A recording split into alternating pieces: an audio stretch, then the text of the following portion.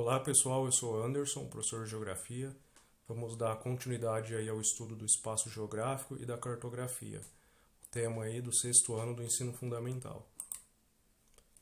Vamos falar aí das curvas de nível. É importante observar que aqui no canto inferior direito vocês vão poder acompanhar no material de vocês a indicação da página na qual se encontra esse conteúdo. O que são as curvas de nível?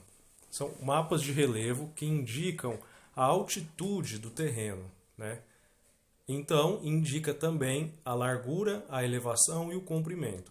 As altitudes, nesse tipo de mapa, elas são representadas por uma curva de nível. Então, o que são essas curvas de nível? São as linhas que unem pontos de uma mesma altitude. E as cores, elas vão indicar a altitude desse relevo, certo? A gente pode observar nesse mapa aqui, nessa legenda, 1.200 metros de altitude, é a coloração de tonalidade mais escura, marrom. São nessas pequenas regiões aqui do Brasil, como vocês podem verificar. Tá? Vamos ver aí nos próximos slides como que é a construção desse tipo de mapa. Então, nos mapas de curva de nível, eles tomam por base as cartas topográficas. Na carta topográfica, as variações do terreno são representadas por linhas contínuas que unem pontos de igual altitude. São as chamadas curva de nível, né? Olha, vocês podem observar aqui, olha a formação aqui de uma curva de nível. Elas nunca se sobrepõem umas às outras. Uma linha nunca fica em cima de outra. Como que se faz esse mapa? Olha só, a gente tem aqui, né, um morro, uma vista frontal de um morro, e aí passa-se as linhas, né, paralelas, né? Olha aqui, com 10 metros de altitude passou-se uma linha, com 20 metros outra, com 30 outra e assim por diante. Aí no gráfico ao lado a gente chama ele de perfil topográfico do morro. Então a gente tem aqui, a gente passa esse desenho do morro para esse segundo gráfico. Novamente as linhas, né, continuam nessa mesma numeração de 10 metros de altitude, 20, 30.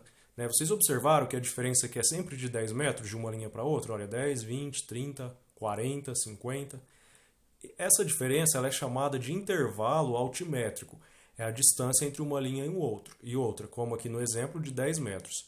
Depois que se passa para esse mapa, vem aqui o passo terceiro, C. Vocês podem acompanhar na apostila de vocês na página 271. Tá? Então a gente vem aqui no limite aqui, por exemplo, vamos no intervalo aqui de 60 metros. No canto esquerdo aqui do morro, a gente faz um tracejado, aqui é onde vai iniciar a linha. E a gente vem aqui no outro lado do morro, que também está na altura de 60, a gente coloca a pontuação aqui, o ponto aqui. E aí você faz a curva, certo? Vai se formar, na verdade, entre aspas, um círculo, não é bem um círculo, mas vai ter esse formato aqui. E depois, no quarto passo, vai se colocando aqui de acordo com a coloração e depois põe a legenda, né, a altitude que isso vai indicar. Né? Então, o que a gente faz aqui por último? A parte mais alta, olha, 80 metros de altitude. Vamos voltar aqui, 80 metros de altitude. Vai ficar esse círculo central aqui, né? Então, ele foi o que foi colorido aqui na cor mais escura de 80 metros. E depois as outras cores vão indicar as outras legendas. Observe mais uma vez que as linhas não se cruzam, certo? As curvas de nível, elas também são utilizadas na agricultura, então ela é também uma técnica agrícola, né? Usada desde a antiguidade. Os degraus, eles seguem as linhas de altitude. Como a gente acabou de ver o exemplo da curva de nível enquanto mapa, observem aqui nessa imagem. É como se fosse a formação de degraus. Cada um está numa altitude, né? Um degrau está mais baixo que o outro. Então, cria-se assim pequenas áreas planas nos morros, né? Então, essa pequena parte entre a base da curva que está acima até o topo da curva que está abaixo, nós temos aqui uma área plana, certo? Para que esse tipo de técnica na agricultura? Porque ela facilita o plantio, certo? Melhora o aproveitamento do terreno, minimiza o processo erosivo. Os degraus facilitam também a infiltração da água, porque se não tivesse essas curvas de nível, a água ia descer à base do morro facilmente. Eles controlam também essa velocidade do escoamento da água. Então a água vai parando degrau por degrau e consegue aí uma melhor irrigação dos cultivos que são feitos nessas áreas, certo? não se esqueçam de acompanhar aqui no canto inferior direito da página, no canto inferior direito do slide, a página que se encontra esse conteúdo no slide de vocês. Cartografia digital, vamos falar dela. É um tipo, a cartografia, quem trabalha com cartografia, eles são chamados de cartógrafo, né? Nós já definimos na aula passada, né? A cartografia enquanto ciência, né? Então, no século XX, os mapas eles passaram a se tornar mais detalhados, com uma riqueza de detalhes maior, ficaram mais fiéis à realidade, lembrando que nenhum mapa é fiel à realidade, mas eles se aproximaram cada vez mais disso, né? Com o incremento aí da tecnologia. Os recursos modernos, por exemplo, que a gente utiliza em cartografia digital hoje, sensoriamento remoto, fotografias aéreas, imagens via satélite, né? Além de todos esses equipamentos tecnológicos, ainda o homem vai a campo, né? O cartógrafo ele vai a campo, como a gente vê nessa imagem, principalmente para checar essas informações que são obtidas através das tecnologias, para assim garantir maior precisão, né? Maior fidelidade aí às imagens reais. Nós temos um exemplo aqui, ó, as fotografias aéreas, né? De que forma que se tira fotografias aéreas? As câmeras elas são instaladas em aviões, ou mais recentemente, né, em drones. A gente vê nessa imagem aqui um drone. Tem-se também os aplicativos de criação de imagens em 3 dimensões, a partir dessas fotografias aéreas, que normalmente são fotografias de 2 dimensões. Permite aí informações mais precisas e detalhadas também. É possível verificar, por exemplo, a cobertura vegetal de uma determinada área. É possível observar também o tamanho de terrenos e construções.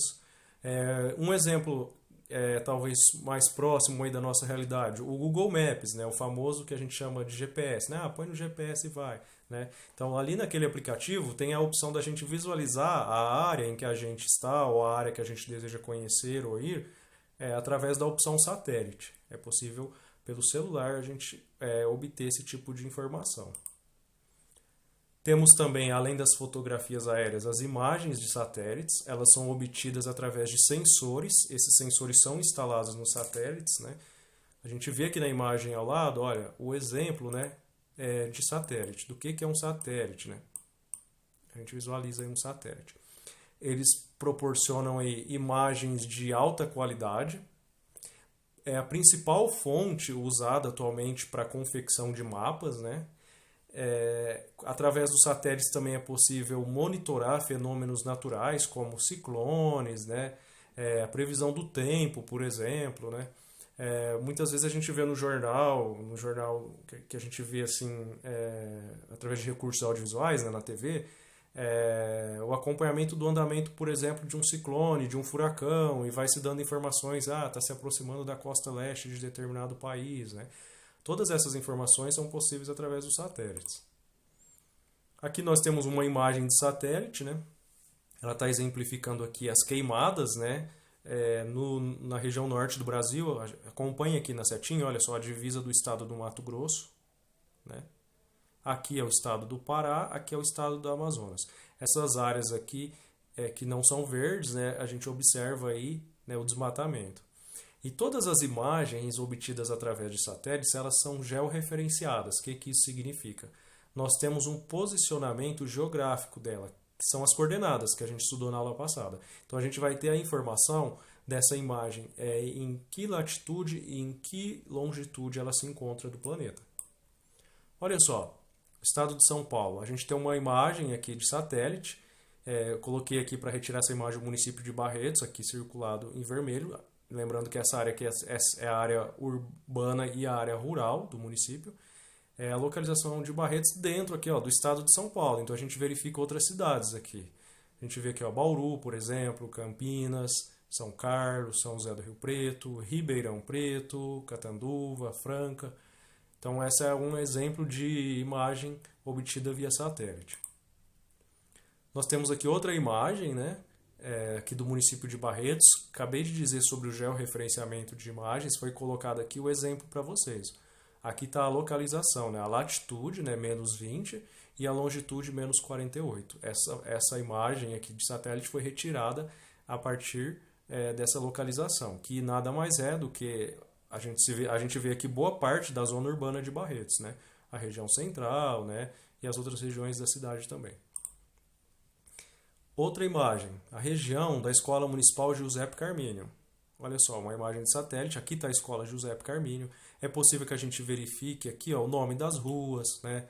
Outras instituições que estão próximas da escola, né? Temos aqui também estabelecimentos comerciais, né? A área verde. Agora nós temos aqui a região da Escola Municipal São Francisco, né? Nós temos aqui o bairro vizinho, né? O bairro Santa Cecília, o bairro San Diego, o bairro São Francisco, aqui onde está localizada a escola, né? A rodovia Brigadeiro Faria Lima. Todas essas imagens foram retiradas através de imagens de satélite, pelo aplicativo Google Maps. Nós temos também atualmente aí o GPS, né? Que é o Sistema de Posicionamento Global. Ele é alimentado por uma rede de satélites, ele é muito eficiente no sistema de localização. É aquele exemplo que eu acabei de dar para vocês mais um pouco aí no início da aula dos smartphones, né, que vêm aí normalmente com os aplicativos de mapas, de GPS, como o Google Maps. Ele auxilia na orientação, né, na direção para onde a gente quer ir, a gente insere determinado local, a gente consegue ver informações de quantos quilômetros de distância se encontra da gente, do tipo de transporte que a gente vai utilizar, se a gente vai a pé, se a gente vai de bicicleta, ou de carro, ou de ônibus. Ele também dá as informações do tempo aproximado de chegada. Um fenômeno aí bem recente é os motoristas de aplicativos, né? Uber, o 99, tem outro também na nossa cidade que eu não me lembro o nome no momento agora, que eles utilizam principalmente esse aplicativo, né? O GPS, para fazer as corridas, enfim. Como funciona o GPS? A gente tem aqui essa ilustração na página 275. Né? Cada satélite emite um sinal que indica qual é o satélite e a que horas foi emitido. O receptor, no caso o aparelho de GPS, um smartphone, por exemplo, ele detecta os sinais e identifica cada satélite. Unindo os sinais de 4 satélites e com base nos dados que indicam a posição dos satélites, o receptor calcula a posição exata de onde se encontra esse aparelho. Né? Então, é através aí da comunicação com os satélites. Pessoal, o tema da nossa aula de hoje é esse. Espero que vocês tenham compreendido. Qualquer dúvida vocês podem tirar nos grupos de WhatsApp. Coloquei essa observação aí que nas próximas aulas a gente vai utilizar já o caderno 2, então vocês podem comparecer à escola de vocês para retirar, né, no dia de funcionamento da escola. Procurem se orientar quanto a isso também, para retirar o caderno do segundo bimestre. Na próxima aula a gente vai fazer uns exercícios de revisão, né? E aí sim, na aula posterior, nós vamos iniciar o caderno do segundo bimestre. É isso e bons estudos.